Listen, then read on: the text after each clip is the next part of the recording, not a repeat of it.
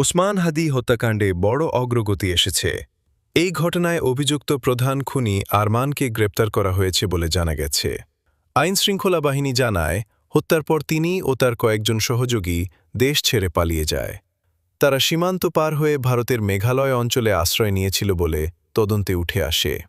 পরে বিভিন্ন তথ্য ও অনুসন্ধানের ভিত্তিতে তাকে আটক করা সম্ভব হয়েছে।